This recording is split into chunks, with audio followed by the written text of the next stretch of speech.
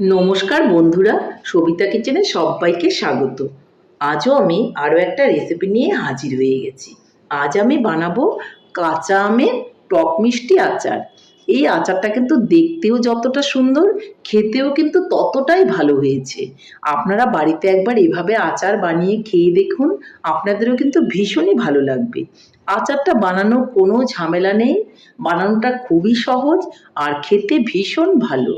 এই আচারটা এখন গরম আছে, আচারটা ঠান্ডা হয়ে গেলে আমি একটা বয়মে ভরে রেখে দিব, আর এটা সারা বছর ভরেই খাবো। কোনো রকম আচারটা নষ্ট হয়ে যাওয়ার ব্যাপার থাকবে না। আচারটা যত পুরনো হবে তত আচারের টেস্টটা বেড়ে যাবে এইভাবে আচার বানালে। তাহলে আপনারা বেশি দেরি না করে ঝটপট এভাবে বাড়িতে বানিয়ে ফেলুন আর সবাই মিলে খান। দেখবেন বড় ছোট সবাই কিন্তু এই আচারটা খেতে খুবই পছন্দ করে। তাহলে আর বেশি দেরি না করে আপনারা ঝটপট দেখে ফেলুন যে এই আচারটা আমি কি করে বানালাম। আমগুলোকে অবশ্যই কিন্তু নিয়ে নিতে হবে। আমি কাঁচা আমগুলো দেখুন চোচার সঙ্গে কিন্তু টুকরো করে নিয়েছি, আর সকাল থেকে এই আমগুলোকে আমি লবণ মেখে রেখে দিয়েছি, হলুদ দেইনি। আর নিচ থেকে সারাদিনে কিন্তু জলটা ঝরে ঝরে পড়ে গেছে। এখন আমি এই আমগুলো দিয়ে আচার করব। আমগুলো কোনো রকম রোদে দেওয়ার ঝামেলা নেই। তাহলে দেখুন আমি কি করে এখন আমগুলো দিয়ে আচার করি। এই আমটা দিয়েই এখন আমি আচারটা বানাবো। এদিকে উনানে একটা কড়াই বসিয়ে দিয়েছি, আর তাতে আমি তেল দিয়ে দেবো।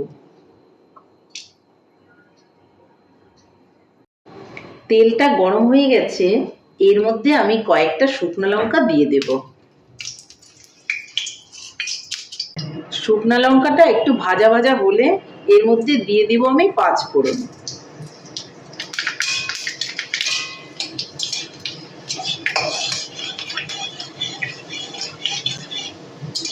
সুন্দর একটা গন্ধ বেরোলে এর মধ্যে আমি আমের টুকরোগুলো দিয়ে দেব। আমি কিন্তু আমের মধ্যে হলুদ মাখিনি, যার জন্য এখন একটু হলুদ দিয়ে দেব।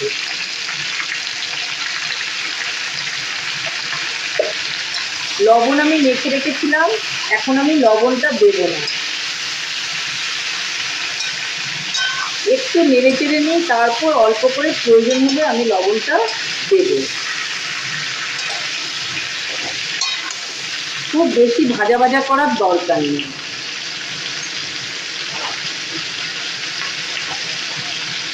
এখন আমি এর মধ্যে চিনি দিয়ে দেব। আমি গুড় দিয়ে আচারটা করব না, চিনি দিয়েই কিন্তু আচারটা করব।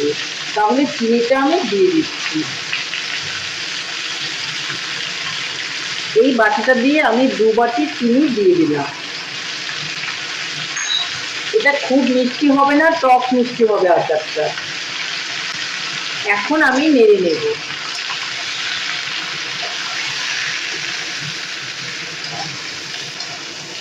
চিনিটা কিন্তু আস্তে আস্তে করে গলে যাবে।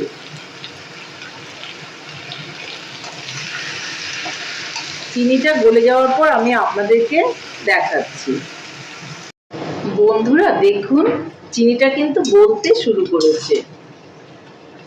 এই আচারটা বানাতে কিন্তু খুব একটা টাইম লাগে না, খুব তাড়াতাড়ি করেই কিন্তু আচারটা হয়ে যায়। আপনি এই আচারটার মধ্যে কিন্তু একটু কাঁচা লঙ্কাও দিয়ে দিতে পারেন।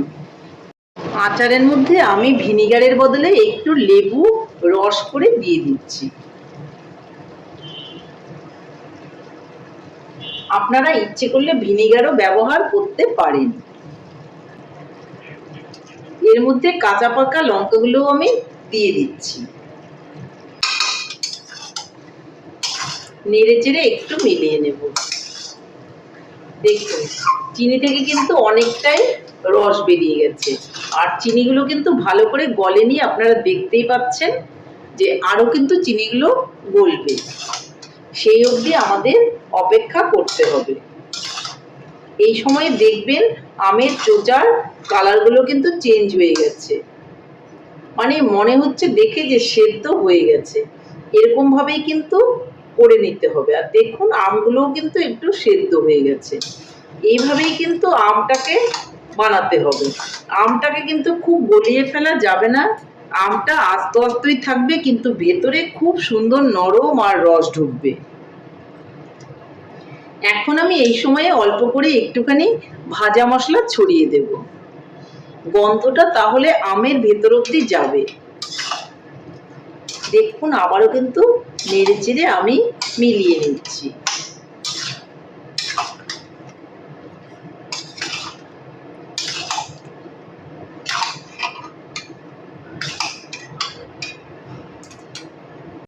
অল্প করে একটু লবণ আমি এখন দিয়ে দেব।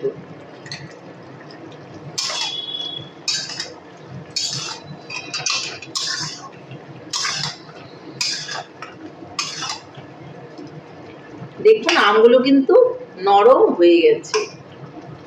এই যে দেখুন, দেখাচ্ছি আপনাদের, দাঁড়ান।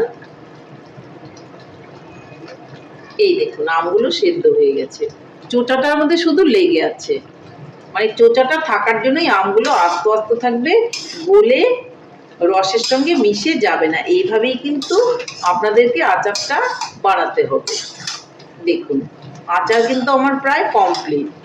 এরকম আস্তে আস্তেই আমটাকে রেখে দিতে হবে, আর যত দিন যাবে তত আমের আচারটা খেতে ভালো লাগবে। খুব সুন্দর হয়েছে, দেখুন কালারটা কি সুন্দর হয়ে এসছে।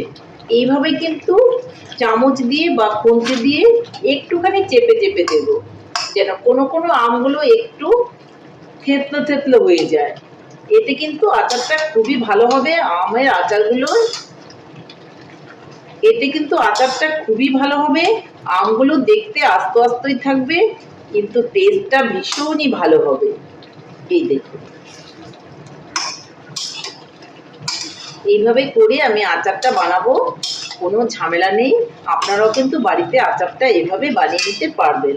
এখন নামানোর আগে আমি আরও একটুখানি ভাজা মশলা দিয়ে দিচ্ছি পরিমাপ মতো, আর দিয়ে দেবো একটুখানি কাঁচা সর্ষের তেল। কাঁচা তেল দিলে কিন্তু আচারটা অনেকদিন পর্যন্ত খুবই ভালো থাকবে। আমি কিন্তু কোনো রকম ভিনিগার এখানে ব্যবহার করিনি, আপনারা দেখতেই পেলেন। তা আচার কিন্তু আমার কমপ্লিট। এখন আমি আচারটাকে নামিয়ে নিব, উনানটাকে আমি অফ করে দিচ্ছি, আর তারপর আপনাদেরকে আমি দেখাচ্ছি। বন্ধুরা ফাইনালি আমার আমের আচার কিন্তু রেডি। দেখুন আমি এর আগের দিনও কিন্তু একটা আচার বানিয়েছিলাম গুড় আর চিনি মিলিয়ে। আজকে শুধুমাত্র চিনি দিয়ে এই আচারটা বানিয়েছি, চোচা সহ টক মিষ্টি আচার। খেতে কিন্তু ভীষণ ভালো লাগে, আর বানানোটা কিন্তু খুবই সহজ। তাহলে বন্ধুরা আমার রেসিপিটা কেমন হয়েছে? আমার রেসিপিটা যদি আপনাদের ভালো লাগে তাহলে লাইক শেয়ার কমেন্ট করতে ভুলবেন না। আর আপনি যদি আমার চ্যানেলের নতুন বন্ধু হয়ে থাকেন তাহলে চ্যানেলটি সাবস্ক্রাইব করার অনুরোধ রইল।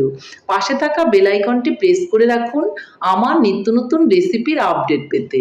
তাহলে আর দেরি কেন, ঝটপট এভাবে বানিয়ে ফেলুন আমের আচার, টক মিষ্টি, আর সবাই মিলে খান, দেখবেন ভীষণই ভালো লাগবে।